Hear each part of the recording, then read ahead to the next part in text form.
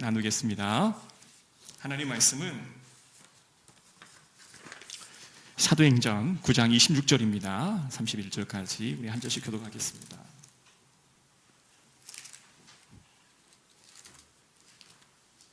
사도행전 9장 26절에서 31절.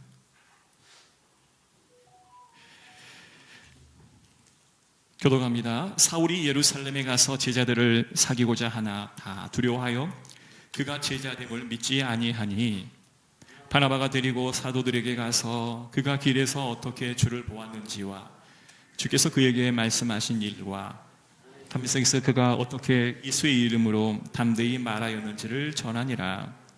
사울이 제자들과 함께 있어 예루살렘에 출입하며 또 주 예수의 이름으로 담대히 말하고 헬라파 유대인들과 함께 말하며 변론하니 그 사람들이 죽이려고 힘쓰거늘 형제들이 알고 가이사라로 데리고 내려가서 다소로 보내니라.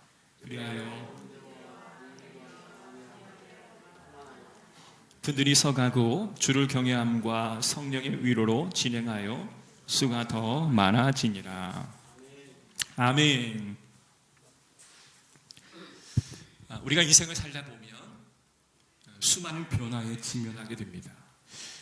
서서히 자연스럽게 다가오는 변화가 있을 때에는 크게 불편함을 느끼지 못하지만 때로는 누군가로부터 변화를 요구받고 또 스스로 변화해야 됨을 알고 변화를 선택하는 사람도 있죠. 이렇게 사는 게 참 좋은데 특별하게 내가 변화될 필요성을 느끼지 못하는데도 불구하고 변화해야만 되는 그런 상황 앞에 우리는 서 있게 될 때가 참으로 많습니다. 이 변화라고 하는 것은요, 누에가 자신을 다 둘러싸고 있는 그 껍질을 뚫고 나오는 그런 아픔과 고통이 수반됩니다. 9장에 나와 있는 말씀의 시작은 사울이라고 하는 이 젊은이의 삶의 극적인 변화에 주목하고 있습니다. 이 사울은 종교적인 열심을 딱 놓고 본다면 그 누구와도 비교할 수 없을 만한 열정을 보이는 사람이었습니다. 그는 아주 열정적이었죠. 자기가 믿는 바를 위해 목숨을 바쳐도 될 수 있다라고 생각했던 사람이니 그는 한마디로 정의하면 불덩어리였습니다. 그러나 그 불은 남을 태우는 불이었습니다. 하나님도 동일한 불덩이를 가지고 계시지만 남을 태워 죄를 만들지는 않으셨어요. 오히려 호레산 떨긴 나무에 활활 타오르는 불로 나타나셔서 모세를 만나셨습니다. 떨긴 나무는 활활 타올랐지만 그 떨긴 나무는 죄가 되지 않았습니다. 이 사울은 어머니와도 같게 생각했던 유대교가 이단인 기독교인 공동체에 의해 위협을 받고 있다고 생각하니 도무지 참을 수가 없었습니다. 그래서 대제사장에게 찾아가서 그들을 잡아 가두어 좋다라고 하는 위임장을 받아들고 아주 혈기왕성하게 다메섹으로 그 240km가 넘는 그 거리를 단숨에 달려갑니다. 한 4박 5일 정도 걸렸겠죠. 그런데 피곤함도 느끼지 않고 그 길을 단숨에 달려갑니다. 그런데 그때 하늘에서 빛이 홀로 임하여 사울아 사울아 네가 어찌하여 나를 핍박하느냐, 그 음성이 들려옵니다. 그 음성에 누구십니까? 라고 대답하자 네가 핍박하는 예수다 라고 말씀하시면서 이어 네가 일어나 성으로 들어가라, 내게 이를 자가 있느니라 라는 말씀을 사울은 경험하게 됩니다. 사울의 이러한 경험은 인생 전체를 뒤바꾸고 남을 만큼의 엄청난 충격이었고 그리고 사건이었습니다. 우리가 원하든지 원치 않든지 우리는 변화의 시기를 걷고 있습니다. 변화를 우리는 맞이하게 되면 우리가 늘상 마음속에 불안함과 두려움이 있는 건 사실이죠. 그 보수주의와 자유주의의 중간에 있는 신전통주의의 학파의 인물이 꽤 많습니다. 칼바르트, 에밀 브루너, 또한 불트만, 그런데 그 중에 아주 후반에 나타났던 신학자인 라인홀드 리버라고 하는 사람이 있는데, 이 사람은 그 자유주의와 전통주의, 이렇게 말씀을 중심으로 하는 보수주의의 중간에 서서 그렇게 세상 사람들에게 외치는 그런 사람이었습니다. 도덕적인 개인에 비해서 비도덕적인 사회 속에서 그리스도인들이 어떻게 대처해야 되는지를 말해주는 사람이 이 라인홀드 리버라고 하는 사람이었습니다. 그런데 이가 이러한 기도문을 나타냅니다. 주여, 내가 변화시킬 수 없는 일에 대해서는 그것을 받아들일 수 있는 평정을 주옵소서. 제 힘으로 고칠 수 있는 일에 대해서는 고칠 수 있는 용기를 주시옵소서. 이 두 가지 일의 차이를 분명히 알 수 있는 지혜를 허락하옵소서 라는 이야기를 기도문을 써서 많은 사람들에게 적지 않은 영향을 끼치는 인물이 되었습니다. 우리 모두는요, 안전에 대한 욕구가 있습니다. 이 안전에 대한 욕구는 변화를 두려워함이 있는 마음에서 갖는 성향이 있는 거죠. 여러분, 최근 교회는요, 그 어느 때보다도 굉장한 압력을 받고 있는 상황입니다. 코로나19로 인해서 예배 드리는 것뿐만 아니라 그리스도인으로 살아가는 그 자체가 적지 않게 도전을 받고 있는 상황입니다. 교회 안에서 우리가 얼마나 많은 이단에 의해 피해를 받습니까? 그리고 얼마나 많은 아픔과 갈등 속에서 살아왔습니까? 현존에 있는 교회들은 이와 같은 엄청난 핍박이 있기에 저마다 교회마다 이 안전에 대한 욕구를 가장 최우선 가치로 여기는 교회가 더 많아지게 됩니다. 그래서 교회를 들어오고 나아가는 것을 굉장히 점검하고, 그리고 어떤 코로나19로 인해서 교회가 세상으로 핍박받는 것에 대해서 적극적으로 항거도 하고, 때로는 정부의 지침을 따라 순종하면서도 이 불안한 상황이 안전적으로 바뀌기를 많은 사람들은 기대하고 있을 것입니다. 그런데 이러한 포스트 코로나 이후의 삶을 예측하는 많은 신학자들이 하는 이야기 중에 가장 기억에 남는 이야기가 하나가 있는데요, 교회는 안전한 곳이어야만 합니다. 그러나 세상의 안전함을 넘어서 위험한 곳이 되어야 합니다. 여러분, 좀 반어적인 표현이잖아요. 안전한 교회와 복음적인 삶, 세상에 감당할 수 없는 신앙의 여정을 세우기 위해서 신앙인 한 사람 한 사람이 신앙인다운 삶을 살아야 한다라고 하는 말씀이죠. 여러분, 안전하지만 위험한 교회라고 하는 말의 뜻을 다시 한번 해석하자면, 말씀 위에서, 하나님의 나라와 의를 위해서 무엇보다도 앞세울 줄 아는 교인들, 복음의 공공성과 때로는 삶의 실천하는 교인들이 건강한 교회를 세우는 것임을 기억하라 라는 의미에서의 안전하면서도 위험한 교회를 우리에게 이야기하고 있습니다. 적잖게 어려움을 경험하고 있는 교회들, 이단 사상과 안팎으로 오고 있는 비난으로 인해 현재 있는 많은 교회들은 어려움을 경험하고 있습니다. 그런데 현대 있는 교회들만 이런 어려움을 경험하는 것이 아니라 초대교회 당시도 이와 준할 수 있는 엄청난 많은 핍박과 어려움이 있었습니다. 외부적인 로마의 압박, 그리고 이단 사상의 출현들, 그리고 유대인 크리스천과 헬라인 크리스천들에 대한 갈등들, 그러니까 오늘날 교회가 앓고 있는 이 심각한 문제를 초대교회도 그 심각한 문제를 경험하고 있었다라는 겁니다.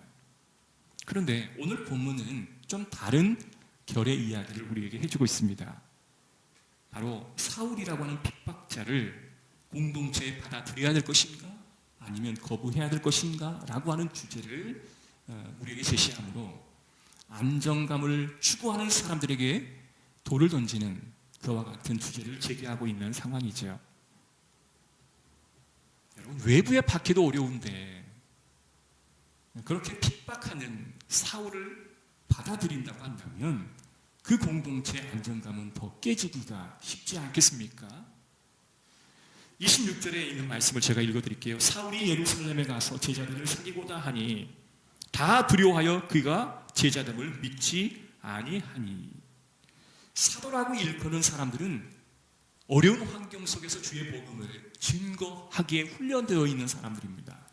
그러니 제자라고 하면 남다르게 아주 거친 훈련과 아주 엄격한 그런 자기 절제, 그리고 하나님의 복음을 증거하기 위해 많은 고통의 수반을 기꺼이 감당할 수 있는 사람들이다라고 여긴다면, 사도들조차 그 사울이 공동체 안에 들어오는 것에 대한 두려움을 가졌다고 한다면 일반 성도들은 과연 어떠했겠습니까? 예루살렘 교회 성도들과 모든 사도들은 이 사울이라고 하는 핍박자가 교회 공동체 안으로 들어오는 그 자체에 대한 아주 위험한 일이다라고 생각을 하고 있었던 것이죠. 그리고 상식적으로 납득할 수 없는 문제이기도 하였고, 때와 시기와 상황이 적절하지 않다라고 모두가 이구동성으로 공감하는 그런 내용이었습니다. 그래서 누군가의 개입이 없이는 사울이 교회 안의 공동체로 들어오는 그 자체가 거의 불가능할 정도의 여론이 확산되어지는 상황이었습니다. 그런데 그 다음 절에 바나바가 등장합니다. 하나님은 이 바울 스스로 노력함으로 그가 제자됨을 다른 사람들이 받아들이게 하심이 아니라 한 사람 한 사람을 불러서 이 사울과 교회 공동체의 관계 속에서 대변인의 역할을 감당할 수 있게끔 하나님은 사람들을 부르시고 있는 모습을 보게 되죠. 여러분, 바울은요, 사울이었을 때 주님을 다메섹에서 만나고 바울이 됨으로 인해서 다른 사람의 도움 없이도 그 열정 하나만으로도 이방인 전도와 사역에 아주 탁월한 준비되어 있는 사람이었습니다.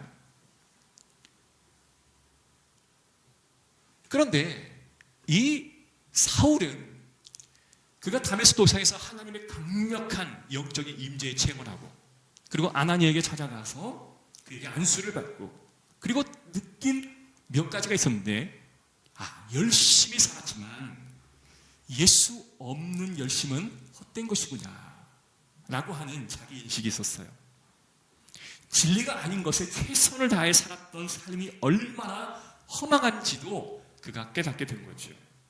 그리고 내 힘으로 하나님 없이 살아왔던 것들이 얼마나 죄된 나의 삶이었는지를 그가 정확히 깨닫게 되었던 것이죠. 그러나 그 안에서 어떠한 새로움이 있을지라도 제자들의 눈에는 이 바울이 여전히 사울로 보여지는 것입니다. 여전히 우리를 핍박하는 핍박자의 모습으로 비춰줄 수밖에 없었다라고 하는 거죠. 그 누가 이 사울의 회심과 사울의 변화에 관심을 가질 수 있을까요? 아무도 없었습니다. 이렇게 위협을 가는 외부인들의 어떤 교회 공동체의 그 회원의 가입을 다들 두려워하고 있을 때 27절에 있는 말씀 보면, 바나바가 데리고 사도들에게 가서 그가 길에서 어떻게 주를 보았는지와 주께서 그에게 말씀하신 일과 다메섹에서 그가 어떻게 예수의 이름으로 담대히 말하였는지를 전하니라. 자, 바울 스스로 이 회심의 사건을 이야기하도록 내버려 두지 않고 바울을 대신해서 바나바가 대변하는 그런 대변자의 역할을 감당하고 있죠. 여러분, 입장을 한번 바꿔 생각해 봅시다. 공동체가 원하지 않는 사람, 외부적인 압박과 안팎의 환난과 핍박이 많은 상황에서 사울이라고 하는 핍박자를 교회에 들어놓게 하는 그 자체를 모두가 공감하지 않는 상황 속에서 바나바가 이 사울을 교회에 소개하는 것은 굉장한 많은 위험 부담이 따르는 일이 아니겠습니까?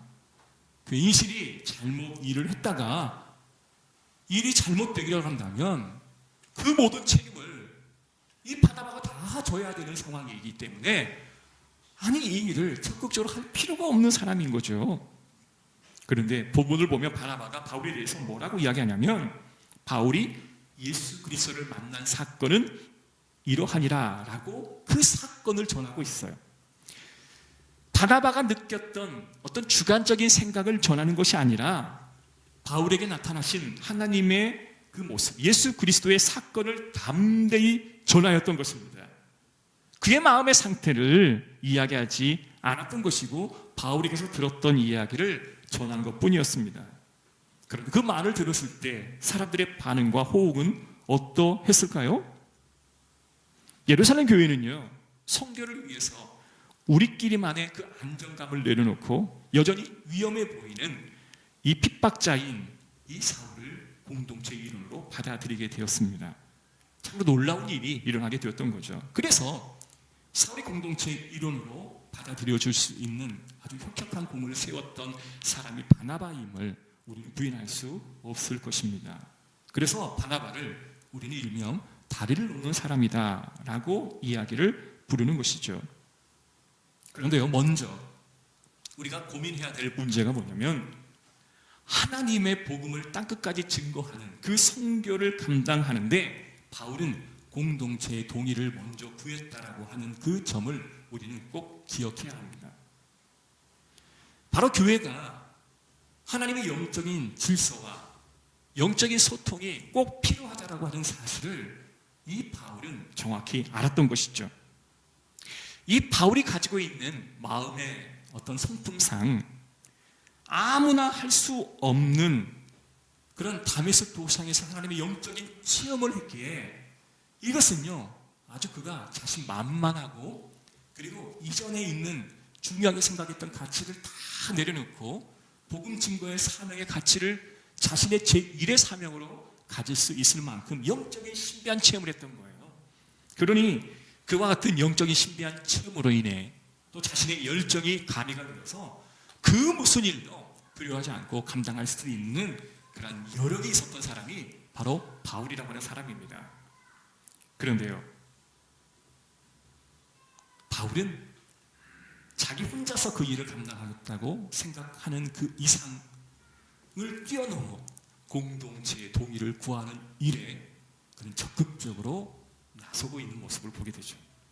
만약에 그가 그런 생각을 갖지 않았더라면 그가 굳이 자기의 입으로 공동체에 나를 받아달라라고 말하지는 않았지만 아마 그 근처도 가지 않고 곧바로 선교 현장으로 떠나면 그만일 것입니다.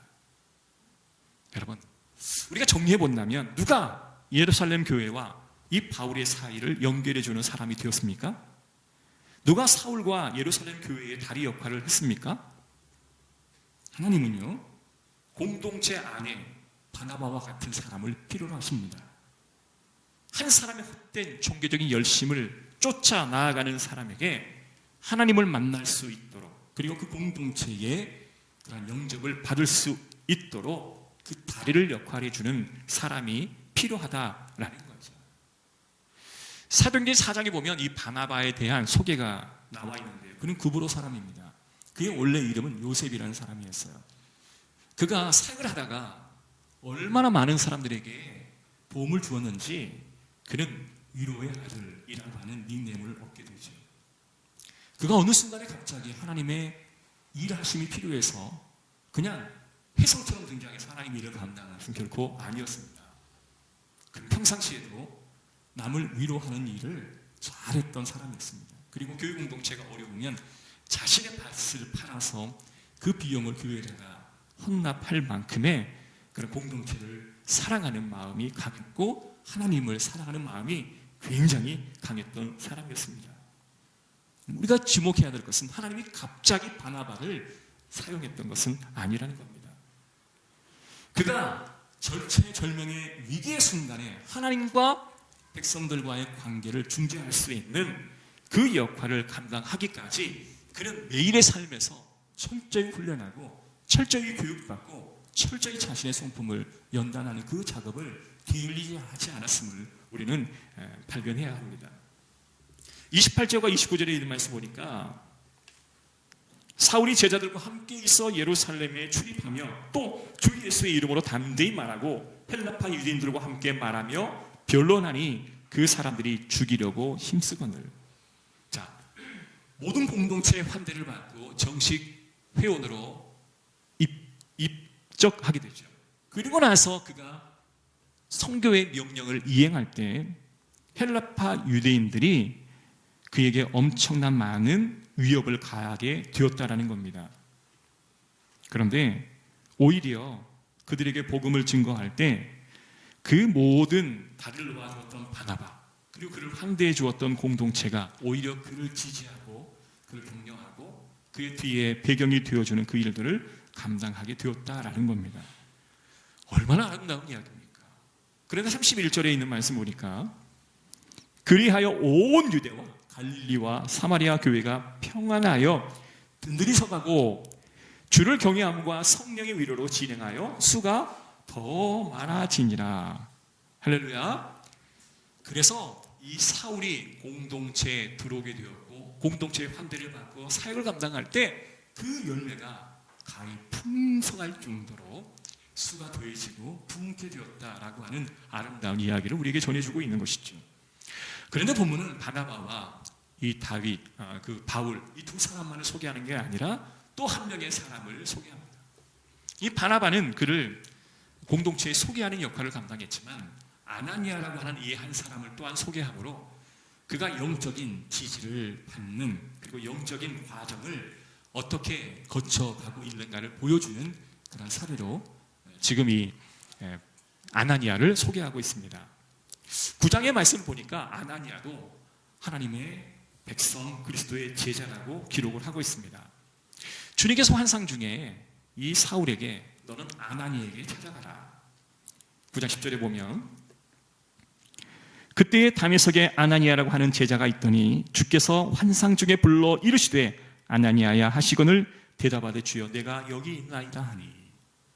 자, 아나니아는요 영적으로 항상 준비되어 있는 사람이었습니다. 스탠바이가 되어 있던 사람인 거죠. 하나님께서, 주님께서 아나니아를 부르실 때 주여 제가 여기 있나이다. 여러분 얼마나 준비된 사람입니까? 성도요 부르실 때에 왜요 주님? 왜 제 이름을 부르십니까? 이렇게 말하는 게 아니라 주여 제가 여기 있나이다. 이 아나니아는 영적으로 늘 끼어 있어서 하나님의 음성에 듣기에 부족함이 없었던 사람입니다. 그런데 환상 중에 아나니아에게 말씀하시기를 네가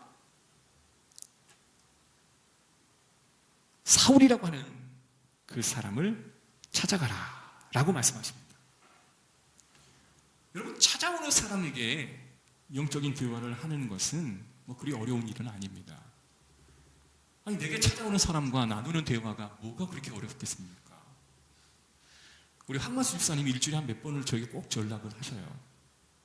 그러면 이제 바쁠 때도 있고 교육할 때도 있고 심지어 제가 이제 샤워할 때도 있는데 그때 막 전화가 오면 집사님 교육 중이야 라고 끊을 때도 있지만 드는 생각이 아니 걸려오는 전화인데 아니 그것도 못 봐도 자주 오는 것 그거 한 가지 좀 흠이 있는데 아니 걸려오는데 아니 그걸 못 봐도 아니 받으면 되는 거죠. 그렇죠? 그래 잘 지내세요. 그러면 저도 잘 지내요. 목사님 식사하셨어요? 네, 식사했어요. 목사님도 식사하셨죠? 안녕히 계세요. 딱 5마디예요. 더 이상 말도 안 해요. 그러니까 걸려온 전화를 받는 건 어렵지 않아요. 그런데요 내가 전화하는 것은 또 다른 문제입니다. 우리가 찾아오는 사람을 상담하는 것은 일이지만 찾아가서 상담하는 것은 인류라고 말해요. 그만큼 찾아가는 것에 대한 영적인 부담이 상당히 있기 때문에 그렇습니다. 그런데 오늘 주님께서 이 아나니에게 핍박자 사울에게 찾아가라 라고 이야기합니다. 주님의 부르심에 내가 여기 있나이다 말은 했지만 이미 그의 마음은 사울에 대해서 반신반의했던 터라 그 부르심에 순종하기가 매우 어려웠었던 상황이었습니다.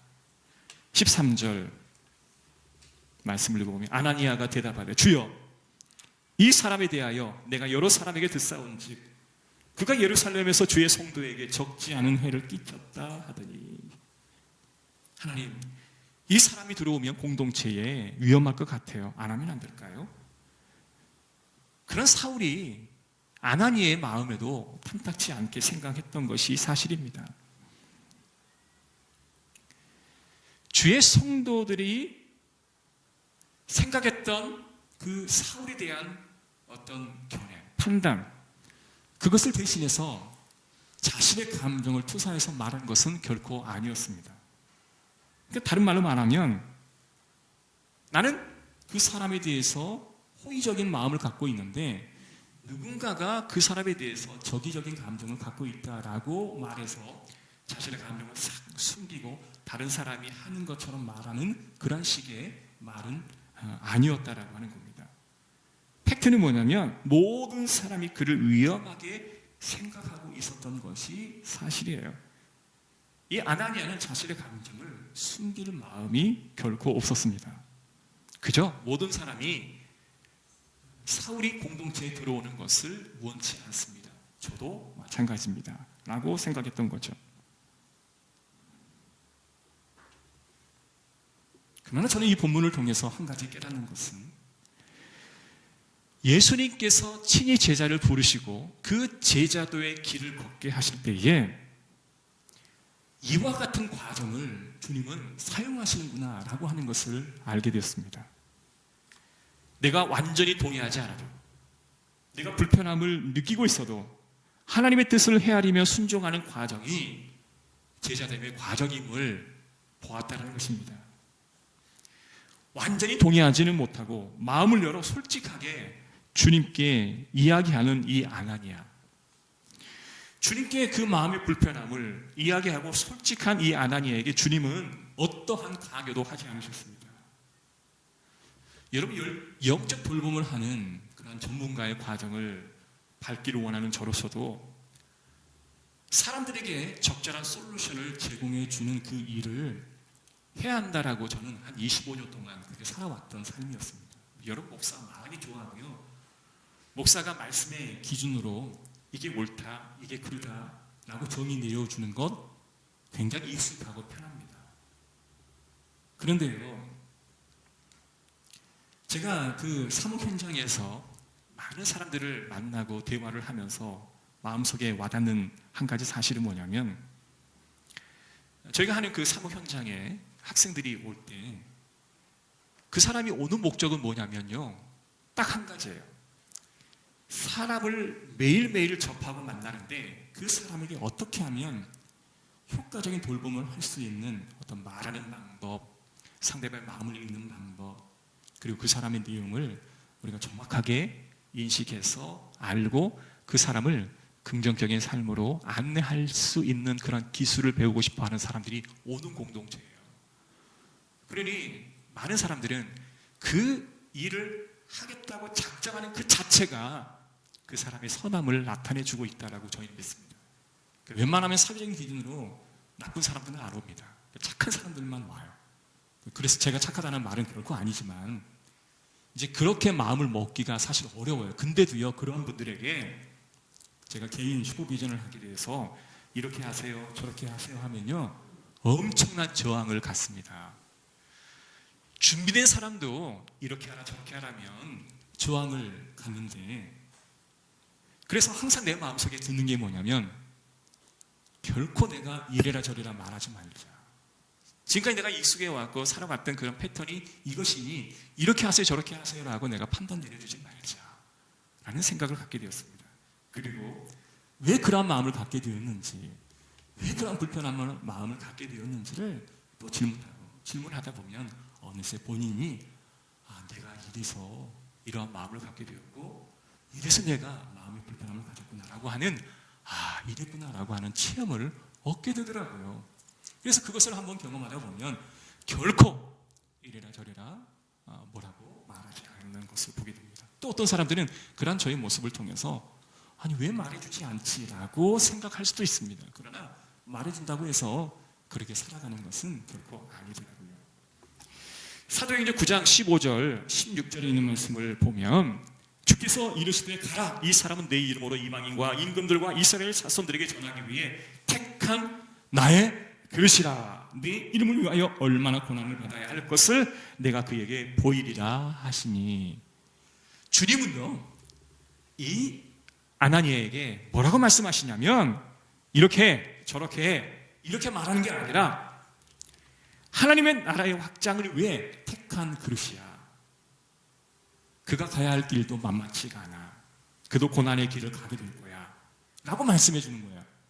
그러니 아나니아가 그럼 쌤통이지, 그런 인생을 살았는데 그 인생을 사는 결과를 이렇게 고난으로 톡톡히 받아야지, 이렇게 아나니아가 생각했을까요? 아닙니다.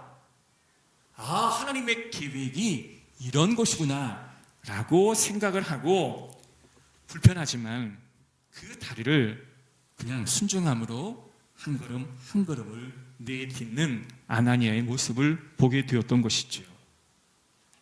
사람은요, 나 이렇게 할 거야 딱 작정하고 가는 일은 그리 많지 않더라고요. 내가 지금까지 삶을 이렇게 살아왔기에 나는 너무 잘못된 삶이야, 이 사울처럼 나는 완전히 삶을 180도 바꿔버릴 거야 라고 생각을 해도 이미 내가 살아왔던 삶의 흔적이 있기 때문에 또다시 그 흔적으로 우리는 역행하려고 하는 마음에 힘이 엄청나게 작용을 해요. 그래서 우리가 하나님의 뜻을 깨달았다면 설령 마음이 100%다 이해되지 않고 설령 다 동의가 되지 않아도 주님의 그 마음을 알고 제자도의 그 길을 가는 마음으로 한 걸음 한 걸음 내딛게 가는 것이죠. 여러분, 제자라면서도 그들은 제자됨을 배우는 순간입니다. 여전히 공동체 안에서 나를 안전하게 놔두었으면 좋겠다라고 생각하는 나의 연약한 모습을 그들은 보았던 것이죠. 여러분, 이와 같은 아나니아의 모습을 통해서 오늘 우리의 모습을 우리는 봐야 됩니다.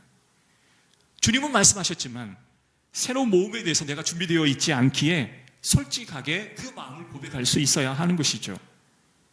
내 죄된 자아가 가져오는 그 사랑과 용서에 대한 것을 해야 하는 그 불편함이 분명히 있는 건 사실인데 하기가 싫은 거예요. 할 수 없는 것 같아요. 그래서 솔직하게 주님 앞에 고백하는 거예요. 그렇게 기도하다 보면, 불완전한 나의 모습을 주님 앞에 아뢰다 보면 하나님의 은혜의 장막이 어느샌가 우리의 가슴을 적시는 순간이 오게 된다라고 하는 것입니다. 그래서 불편한 존재에 대한 긍휼한 마음을 어느새 나도 모르게 갖게 된다라는 거죠. 아나니아에게 이 바울을 향한 주님의 계획을 말씀하셨을 때 그도 역시 하나님의 그릇이구나, 나를 하나님의 도구로 사용하는 그릇으로 하나님이 인정해 주셨던 것처럼 그도 하나님의 그릇이었구나 라고 하는 깨달음을 얻게 되어지는 거죠. 너나 나나 예수를 위한 공동의 목표, 하나님의 나라를 위해 사는 사람이라고 한다면, 하나님의 뜻이라고 한다면 그 연합과 일치함을 통해서 내가 묵묵히 그 길을 걸어가야 되겠구나 라고 하는 자의식이 이 아나니아의 마음속에 들게 되었다라고 하는 겁니다.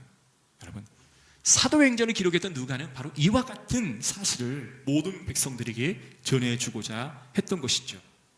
여러분, 실로 놀라운 일이 발생합니다.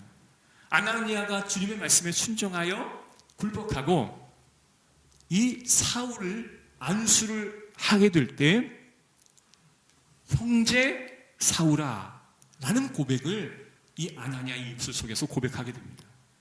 여러분, 형제 사울이여 라는 말은 그냥 내뱉을 수 있는 립서비스 정도가 아니라는 겁니다. 자매여, 형제여 라는 이 호칭 안에 당신은 나의 골육 형제, 부모, 친척보다 더 강력한 그리스도의 보혈의 피로 맺어준 하나님의 한 가족입니다 라고 하는 최종적인 판단의 결정의 고백이라고 하는 것입니다. 적개심이 한순간에 무너지고 어려움과 불편함이 한순간에 해소되어지는 그 영적인 체험이 바로 형제여, 나의 형제여, 형제 사울이여 라고 하는 그 고백 속에 있음을 우리는 바라보게 됩니다. 여러분, 교회는요 안전한 공동체입니까? 결코 안전한 공동체가 아닙니다. 실제로 성직자들은 일반 사람들과는 달리 도덕적으로나 윤리적으로 바르게 살려고 애를 씁니다. 개중에 나쁜 분도 있죠. 개중에 욕심 많은 분도 있죠. 그러나 보편적으로 보면 성직자 그룹들은 그래도 자기 절제를 할 줄 알고 의롭게 도덕적으로 살아가려고 노력하는 사람들입니다. 그런데 제가 만나는 현장에서 그런 스님들도 있고 뭐 이렇게 가톨릭의 신부들도 있고 수녀님도 있는데, 그런 분들은 이제 교육을 시키다 보면 그 공동체 안에서 얼마나 많은 아픔과 눈물로 매번 올 때마다 눈물을 짓는지 저는 새롭게 놀란 거죠. 아니, 그렇게 걸어가신 분들이 모여있는 그 공동체에서 하나의 그룹을 이루어가고 사는데 왜 그렇게 힘든 일이 많을까? 왜 그렇게 어려운 일들을 많이 경험할까? 여러분, 그렇다고 한다면 일반 세상의 감정을 가지고 있는 세상 사람들이 살아가는 공동체는 어떠하겠습니까? 그러니까 거기는 사기가 있고 사람을 이용해서 자신의 목적을 추구하는 그런 마음들이 있죠. 그런 마음들이 정화되지 못하고 교회 공동체 안에 들어오면 그런 똑같은 마음이 다 여기에 그냥 쓰레기장처럼 부어지는 것이 바로 교회 공동체가 아니겠습니까? 결코 교회는 안전한 공동체가 아님을 우리는 인정해야 됩니다. 그래서 교회 구성원들은 나를 안전하게 내버려 두세요 라고 고백하는 것은 불가를 향해 나아가는 고백일 수밖에 없습니다. 그래서 우리 교회 교인들은요, 안전을 추구하는 그 욕망을 잠시 내려놓고 위험한 공동체의 그 불안정함을 걷기를 원하는 마음을 가지고 살아가셔야 제자됨의 그 길을 걸어갈 수 있다라고 하는 것이죠. 누가 다리를 놔달라고 부탁을 했겠습니까? 그러나 바나바는 그 다리를 놨습니다.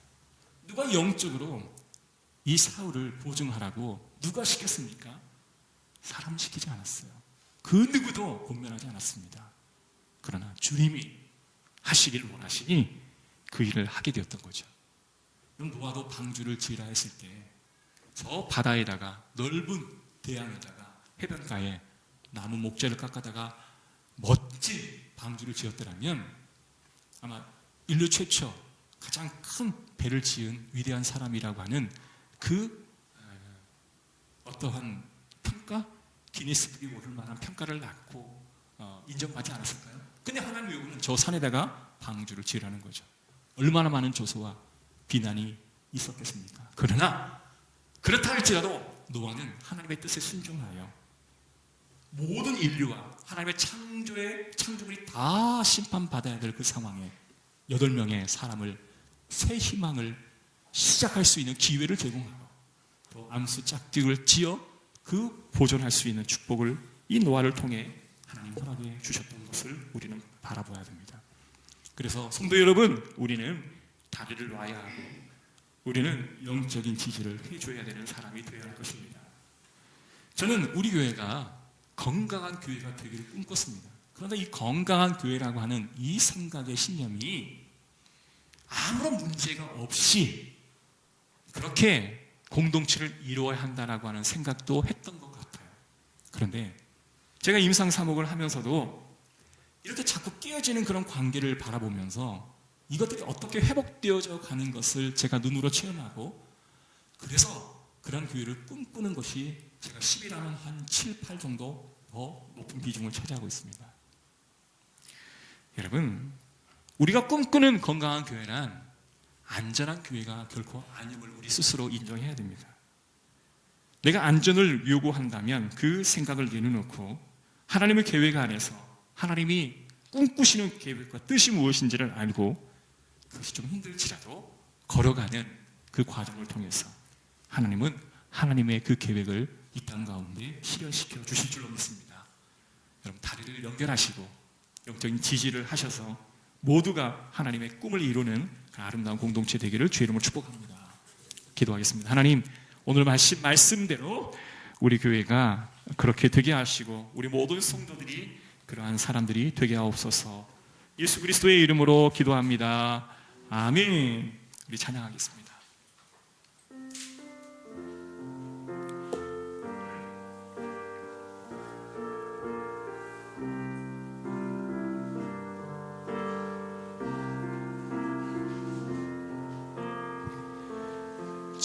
진정한 예배가 숨쉬는 교회, 주님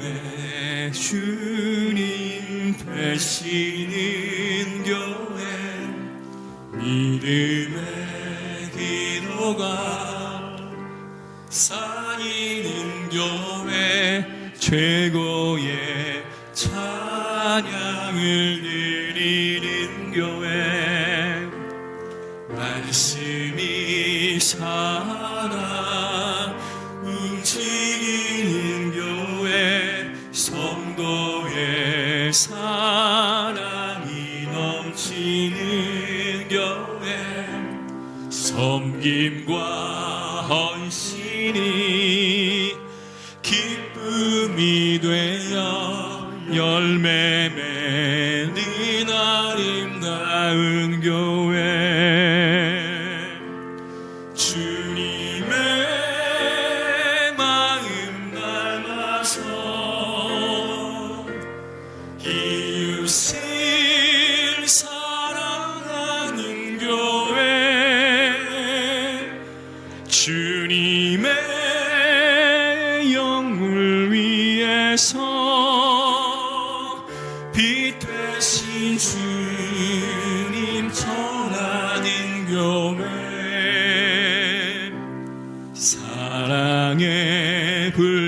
꽃이 활짝 피어나 날마다 사랑에 빠지는 교회, 주께서 사랑하는 우리 교회가 이런 교회 되게 하소서. 주님의 마음 닮아서, 주님의 마음 닮아서 이웃을 사랑하는 교회, 주님의 영을 위해서 빛 되신 주님 전하는 교회, 사랑의 불꽃이 활짝 피어나 날마다 사랑에 빠지는 교회, 주께서 사랑하는 우리 교회가 이런 교회 되게 하소서. 말씀이 살아 숨쉬게 되면 하나님의 뜻이 내 뜻되고, 주님의 마음을 닮으면 하나님의 영광을 위하기로 작정하게 되면 사랑을 전하는 성도가 되어진다라고 말하죠. 하나님, 우리에게 바라와 같은, 아나니와 같은, 그리고 사울의 그 결단을 우리에게 허락하옵소서. 우리 함께 기도하겠습니다. 거룩하신 하나님, 감사합니다. 내가 영적인 체험을 하였지만 하나님의 교회 공동체에게 자신의 사명과 자신의 소명을 공정할 줄 알기를 원하는 이 사울의, 또한 바울의 그런 결단이 우리의 결단이기를 원합니다. 아무도 그 존재를 인정해 주지 않고 받아들여 주지 않고 온갖 핍박으로 온갖 환난과 어려움을 경험하였지만, 그러나 바나바와 같이 그를 대변하고 하나님의 뜻을 공동체에 대변해 줄 줄 아는 바나바와 같은 다리를 놓는 사람, 하나님, 그 사람들이 우리에게 필요하며 그런 사람들이 더 많아질 때 우리 공동체는 더욱더 풍성한 공동체가 될 줄로 믿습니다. 때로는 그들이 경험했던 하나님의 영적인 사실을 폄하하거나 또한 좌절하거나 또한 깎아내리는 것이 아니라 하나님과 영적인 교제를 모든 사람에게 올바로 전할 줄 아는 그런 아름다운 성도들이 되게 하옵소서. 나의 마음을 다른 사람이 했던 이야기로 투사하여 이야기하는 것이 아니라 불평함을 주님 앞에 고백하지만 하나님의 뜻과 계획을 안다면 그 불편한 발걸음을 내디딜 줄 아는 용기의 사람이 되게 하여 주시옵소서. 내 힘으로 될 수 없는 일이라면 그 상황을 받아들일 수 있는 마음의 평정을 주시고, 내 힘으로 할 수 있는 일이라면 하나님의 도우심으로 그 일들을 용감하게 진행할 수 있는 마음, 이 두 사이를 균형감을 가질 수 있는 영적인 건강한 우리 교회 성도들이 되게 하소서. 목회자와 성도들이 건강하지 못한데 어떻게 교회가 건강할 수 있겠습니까? 교회라고 하는 그 자체는 안전한 곳이 아니며 그 위험을 뛰어넘어 하나님의 소명대로 세상 가운데 나아가는 곳이 교회이오니, 안전을 추구하는 목적을 가지고 있다면 그 계획을 내려놓을 수 있도록 주여 도우시고 인도하여 주시옵소서. 오늘도 주님 앞에 나아가기를 원하며 이 모든 말씀 예수 그리스도의 이름으로 기도드리옵나이다. 아멘. 우리 다 같이 일어나셔서 우리 하나님 앞에 그리고 우리 성도들과 함께 찬양하겠습니다.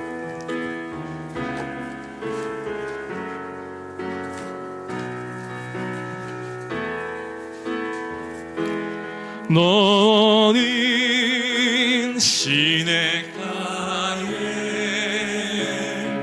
심은 나무라. 하나님의 사랑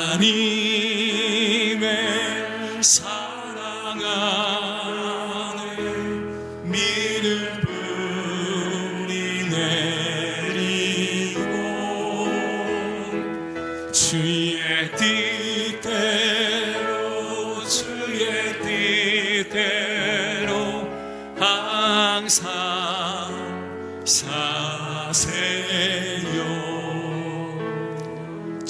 우리 주 예수 그리스도의 은혜와 하나님의 크신 사랑과 성령님의 감화교통 인도하심의 은혜가